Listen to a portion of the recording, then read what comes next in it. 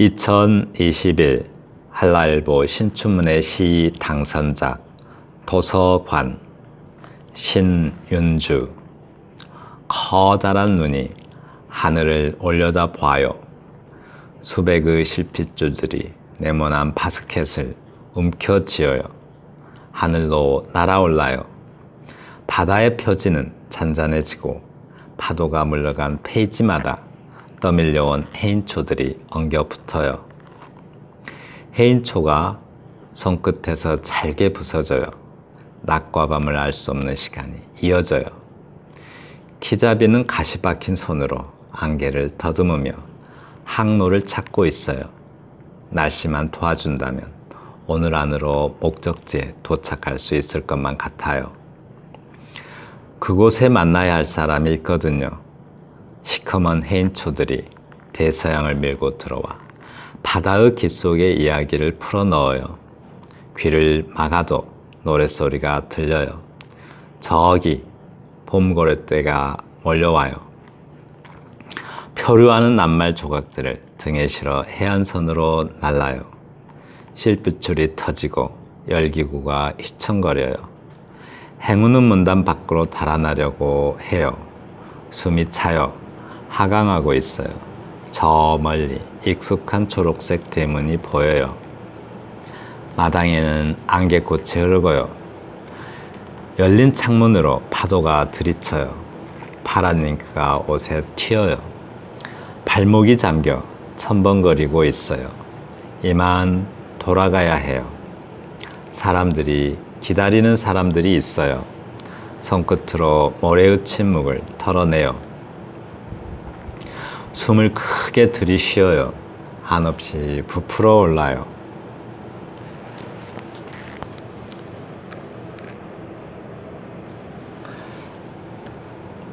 도서관 신윤주 시인의 2021년 한라일보 신춘문예 시 당선작입니다. 굉장히 시각적으로 잘 표현된 시 같은데요. 아주 그 독자들이 자기 나름대로 어떠한 세계에다 접목해도 맞아떨어질 것 같은 그런 시입니다. 독서하는 과정으로 볼 수도 있겠지만 사유의 과정으로 볼 수도 있고 여행의 과정으로 볼 수도 있고 아주 다양할 것 같아요. 그런데 저는 책을 좋아해서 그런지 책을 읽고 있는 과정으로 보입니다. 그런데 이 도서관은 저와 같이 어떤 도서관에서 바다와 연결된 책을 읽고 있는 것처럼 볼 수도 있을 것 같고요. 오히려 반대로 열기구를 타면서 책을 보듯이 도서관과 연결시키는 것처럼 보일 수도 있을 것 같습니다. 그런데 저는 도서관에서 바다와 관련된 책을 읽는 것처럼 그렇게 보입니다. 화자의 모습이. 우선 1년에서 보시면 커다란 눈이 하늘을 올려다봐요. 이것만 딱 놓고 보면 커다란 눈이 바다같이 보여요. 바다가 하늘을 바라본다 이렇게 보여요. 하늘도 하나의 눈이라면 바다도 하나의 눈으로 보이고, 그래서 눈과 눈이 서로 마주보고 있다 이런 말로 보였어요. 그런데 뒤에 보니까 바스켓 나오고 열기구가 나오더라고요. 그리고 그걸 보니까 커다란 눈은 열기구예요. 열기구. 그래서 하늘을 올려다본다 이 말은 열기구에 바람을 넣으니까 그 열기구가 좀 팽팽해져서 하늘로 좀 치솟는 느낌? 풍선이 일어서는 느낌이죠. 그래서 커다란 눈이 하늘을 올려다봐요 이렇게 보이고요. 그런데 이 열기구를 하나의 눈으로 보는 이유는 우리가 책을 읽듯이 또는 세상에 무엇을 볼 때 눈을 이용하죠. 그런데 이 화자는 그러니까 바다를 보기 위해서 열기구를 이용하고 있어요. 그래서 열기구가 하나의 눈인 것이죠. 그래서 눈을 이용해서 하늘을 올려다본다. 물론 그냥 하늘을 올려다본다라고 시인이 표현했을 수도 있지만 저의 관점에서는 하늘이 진리를 의미하는 것 같아요. 그래서 눈이 하늘이라는 진리를 추구하고 있는 모습을 이렇게 표현한 것 같습니다. 다음 수백의 실핏줄들이 네모난 바스켓을 움켜쥐어요. 수백의 실핏줄이라고 해요. 그러니까 눈에도 실핏줄이 있듯이 열기구에, 그죠? 열기구의 밧줄과 열기구의 밧줄들이 엄청나게 많이 있잖아요. 그 실핏줄, 열기구의 밧줄을 뜻할 수도 있고, 그러니까 열기구의 밧줄과 눈의 실핏줄을 일치시키는 것 같아서요. 그래서 바스켓을 움켜쥔다. 바스켓은 열기구의 그 바구니 같은데, 움켜진다 이 말은 이제 우리가 모험을 하려면 뭔가 긴장을 하죠. 긴장을 하듯이 또 눈도 마찬가지로 뭔가 눈에 힘을 주고서 뭔가 호기심 많아서 뭔가 눈에 힘을 주고 쳐다보려고 하죠.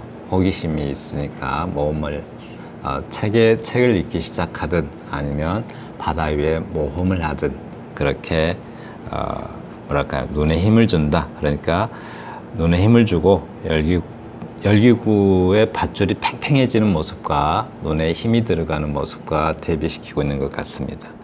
그리고 하늘을 날아올라요 라고 했는데요. 하늘로 날아오른다는 것은 물론 열기구가 진짜 하늘을 날아오를 수도 있죠. 그런데 하늘을 진리라고 본다면 하늘에 가까워진다. 즉 진리에 가까워진다. 독서하는 사람들의 가장 기본적인 추구는 바로 진리 추구죠. 그 진리 추구를 말하는 것처럼 보입니다. 바다의 표지는 잔잔해지고 파도가 물러간 페이지마다 떠밀려온 해인초들이 엉겨 붙어요 라고 했습니다. 바다의 표지는 잔잔해지고, 바다는 여기서는 도서관을 말하는 것처럼 보이죠. 바다의 표지는 잔잔해지고, 또는 표지라고 하는 것으로 봐서 도서관이기도 하지만 더 작게는 한 권의 책이기도 하죠. 덮어놓으면 잔잔하겠죠. 근데 표지가 잔잔해진다 이 말은 뭐랄까요, 책을 읽을 수 있는 분위기가 되는 것이죠. 아주 처음 책을 딱 펼치기 전에 책을 읽을 수 있는 분위기가 된다라는 말로 보입니다. 파도가 물러간 페이지마다 떠밀려온 해인초들이, 파도가 물러간 페이지마다 라고 해요. 파도. 책에는 많은 사건들이 적어져 있죠. 그 사건들을 파도라고 하는 것 같기도 하고, 아니면 페이지 자체가 우리가 페이지를 넘기는 그 형상을 파도라고 표현한 것 같기도 합니다. 떠밀려온 해인초들이 손끝에서 잘게 부서져요 라고 해요. 잠깐만요. 떠밀려온 해인초들이 엉겨 붙어요 라고 했죠. 위에 설명을 제가 좀 안 했네요. 그렇죠. 여기 해인초들이 엉겨 붙어요. 해인초 하면은 그 글의 이야기죠. 그 페이지, 책에 각 쪽마다 글이 적혀 있듯이 그 이야기들이 엉겨 붙는다라고 말하는 것 같습니다. 해인초가 손끝에서 잘게 부서져요 라고 합니다. 독서가 잘 파악된다는 말로도 보입니다. 낮과 밤을 알 수 없는 시간이 이어져요. 낮과 밤을 알 수 없는 시간이 이어져요 라고 했는데요. 이 시간은, 낮과 밤을 알 수 없는 시간은 뒤에 안개가 나오죠. 뒤에, 여기 바로 뒤에 안개를 더듬으며 하고 나오잖아요. 그것과 연결해서 생각해 볼 수 있는데, 낮과 밤을 알 수 없는 시간이라는 말이 바로 그 안개와 같은 시간이 시작된다.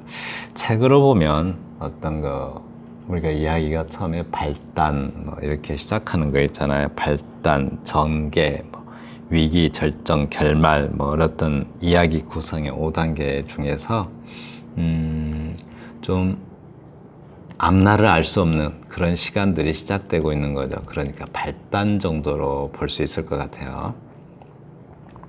키자비는 가시 박힌 손으로 안개를 더듬으며 항로를 찾고 있어요.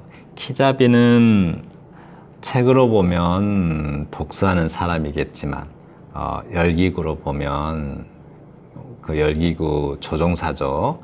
가시 박힌 손이다 이 말은 경험이 참 많은가 봐요. 그 경험 많은 손으로 안개를 더듬으며, 안개는 참 앞길 바로 앞에 있는 한 치 앞을 내다볼 수 없는 어떤 그런 어떤 상황인 거죠, 안개는. 그런데 또 안개는 어떤 모험의 어떤 위험성, 독서로 치면 뭐 위기가 시작되는 거죠.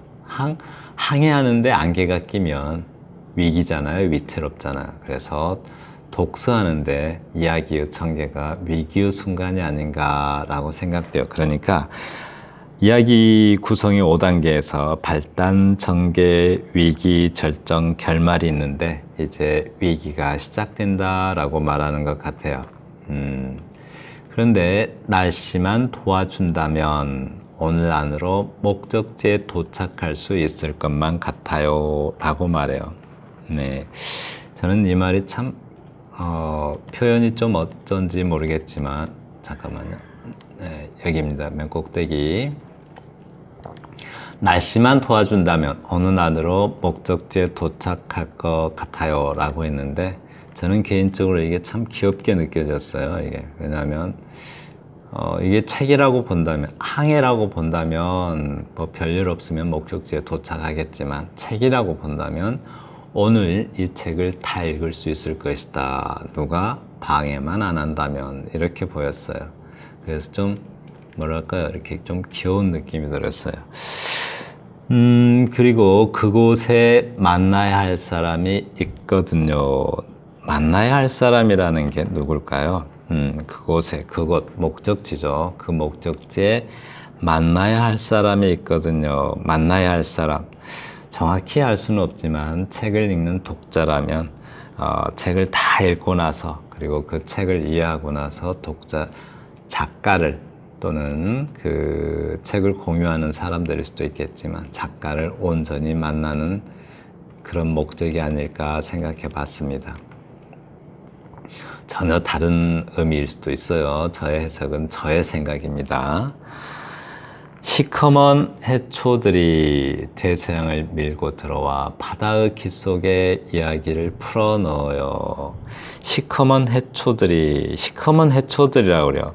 우리가 해초는 바다의 풀이죠. 풀 하면 한국 사람들은 어느 시인을, 책을 조금 읽어본 사람들은 누구나 풀 할 때마다 저절로 떠오르는 이름이 있죠. 뭐 바람보다 더 먼저 눕는 풀, 그죠? 그 김수영 씨인가요? 그분의 그 풀이 바로 떠오르죠. 그러니까 육지에서 힘없는 약자가 풀이라면, 그 힘없는 약자는 사실 뭐 세상을 바꾸는 강자이기도 하죠. 풀이라는 건 약자로 보이지만 세상을 바꾸는 것도 바로 약자입니다. 결코 강자가 아니에요. 민초들이 바꾸는 거죠. 그래서 시커먼 해초라고 말하는 것은, 물론 뭐 사연이 많아서 마음이 시커멓게 탄 이런 뜻도 되지만 실제 바다에서 해초들이 좀 까맣게 보이기도 하죠. 그러니까 바다에서 풀은, 육지에서 풀은 길짐승들에게 뜯어먹히는 어떤 약자의 존재지만, 바다에서 풀은 물고기들한테 뜯어먹히는 약자의 존재죠. 그런 해초들이 대서양을 밀고 와서, 대서양은 큰 세계, 넓은 세계, 뭐 사건 사고도 많은 어떤 인생일 수도 있죠. 책으로 치면 대서양은 인생이죠, 인생. 그 삶, 다사다난한 삶의 세계. 그 세계를 밀고 들어와서 바다의 깃 속에 이야기를 풀어놓아요 이랬는데, 바다가 도서관이라면, 그죠? 바다가 도서관이라면 그 바다 도서관 안에다 그 이야기로 집어넣겠다 이 말인데, 하나의 책이 되어서 도서관에 존재하게 된다라는 말로 보입니다. 귀를 막아도 노랫소리가 들릴 것만 같아요. 그러니까 그게 하나의 사연이 돼서 잘 잊혀지지 않는, 늘 맴도는 어떤 찬양, 그러니까 어떤 소리가 나고 나면 그 소리가 끝났어도 그냥 들리는 좀 메아리 같이 느껴지는 그런 소리 있죠. 그런 잔향처럼 계속 들린다라고 말해요. 쉽게 사라지지 않는 사연인 것이죠. 그래서 노랫소리가 계속 들린다라고 말해요. 저기 범고래떼가 몰려와요. 범고래떼래요. 범고래떼. 그러니까 범고래떼는 바다에 버려진 이야기들, 다시 말하자면 사연들, 바다에서 사연들을 육지로 전달해주는 그런 뭐랄까요, 전령사 같은 존재를 설명하고 있는 것 같습니다. 근데 표류하는 낱말과 낱말 조각들을 등에 실어 해안선으로 날라요. 그렇죠. 그런데 표류하는 낱말 조각들이라고 해요. 표류하는 낱말 조각들. 이거는 조각이잖아요. 낱말 조각. 그러니까 하나의 하나의 문장이 되어서 하나의 이야기가 되고 하나의 온전한 어떤 전달할 수 있는 내용들, 사연의 내용들이 되는 것이 아니라 하나의 문장에 들지 못하는, 하나의 책에 들지 못하는 사연들을 말하는 것 같습니다. 그러니까 쉽게 잊혀져 버릴 수도 있는, 책으로 적어놓지 않으면 쉽게 잊혀져 버릴 수도 있는 그러한 사연들을 육지인 해안선으로 실어 나른다고 해요. 네, 그렇게 해서 보존이 되는 거죠. 그리고 실핏줄이 터지고 열기구가 휘청거려요. 독서로 보면 발단 전개 위기에서 위기로 보이죠. 뭔가 위태로워요. 실핏줄이 터지고 열기구가 휘청거려. 지금까지 눈에 힘을 주고 책을 봤는데 그게 터졌다고 그래요. 그리고 시선이 흐트러져요. 뭔가 굉장히 위태로운 느낌이 들죠. 그 내용이 사람의 감정을 흐트러지게 하는 그런 내용일 수도 있고요. 실제로 모험이라면 지금 모험의 위기를 말하는 것이기도 합니다. 행운이 어떤 문단 밖으로 달아나려고 해요. 문단은 단락이죠, 단락. 하나의 긴 이야기 중에 그 긴 이야기의 일부죠. 근데 행운이 문단 밖으로 달아나려고 해요 라고 표현하고 있어요. 그러니까 앞에서 우리가 위기라고 했잖아요. 열기구가 휘청거린다 이 말을 표현한 건데 독서에서 이렇게 스릴을 맛보고 있는 그런 느낌도 드는데 뒤에 행운이 문단 밖으로 달아나려고 해요 라고 하고 있어요. 그러니까 문단은 단락인데 그 이야기의 일부가 되지 못하고 자꾸 벗어나려고 한다 이런 말로 보이죠. 숨이 차요 하강하고 있어요. 숨이 차고 하강한다 라고 말해요. 위기와 절정을 지나서 결말로 갈 것 같은 느낌이 듭니다. 숨이 차요 하강하고 있어 저 멀리 익숙한 초록색 대문이 보여요 라고 말합니다. 저 멀리, 그러니까 숨이 차고 하강하고 있으니까 책 속에 푹 빠져 있다가 책 속에 빠져 있는 시간을 어떤 전의식의 시간이라면 책 속에서 현실을 의식하는 시간을 의식의 시간이라고 할 수 있겠죠. 책에 푹 빠져 있다가 주변을 인식해요. 그러한 인식의 시간이 의식의 시간으로 좀 볼 수 있을 것 같아요. 네, 그래서 저 멀리 익숙한 초록색 대문이 보여요 라고 말하잖아요. 네, 그러니까 이거는 의식의 공간인 거죠.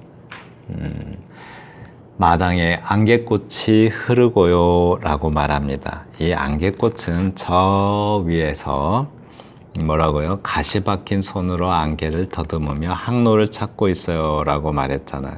그 안개는 한 치 앞도 내다볼 수 없는 어떤 위험의 시작을 알리고 있지만 그 안개가 마당에 와서, 즉 의식의 공간으로 와보니까 하나의 꽃이 펴서 흐르고 있대요. 그죠?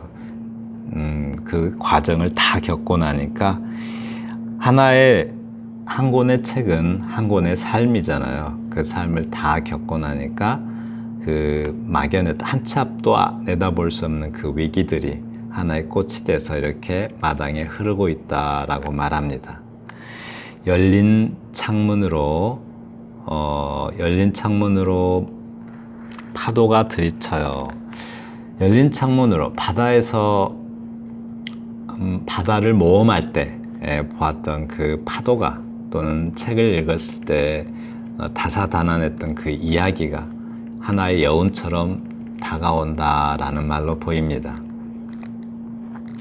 파란 잉크가 옷에 튀어요. 네, 그 파란 잉크가 옷에 튄다의 말은 바다가 파란색이잖아요. 그 파란색이 옷에 묻듯이 독서에 어떤 책을 읽었을 때 그러한 책의 그 이야기의 여운이 옷에 묻는다라고 말하고 있습니다. 발이 잠겨 첨벙거려요. 완전히 그 책의 그 여운 속에 어떤 바닷물에서 첨벙거리듯이 책을 읽었었던 그 여운이 하나의 바닷물처럼 그 여운 속에서 물놀이 하듯이 장난을 치고 있다라고 말합니다. 이만 돌아가야겠어요. 기다리는 사람들이 있어요. 잠깐만요. 이만 돌아가야겠어요. 기다리는 사람들이 있어요. 바다 위에서의 모험이 끝나듯, 여행이 끝나듯 독서가 끝나가고 있어요. 결말에 이르는 거죠. 기다리는 사람들이 있어요.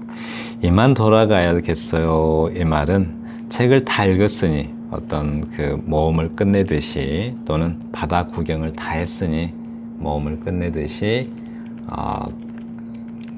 그 독서 바깥의 세계로 돌아가는 거죠. 기다리는 사람들이 있어요. 네, 작가를 말한 것일 수도 있고, 자기들이 모험을 했다면 모험의 목적일 수도 있죠. 그냥 목적, 또는 독서를 했다면 독서의 목적, 그 목적 대상일 수도 있겠죠. 사람들은 뭔가를 찾아다니면 항상 대상이 있죠.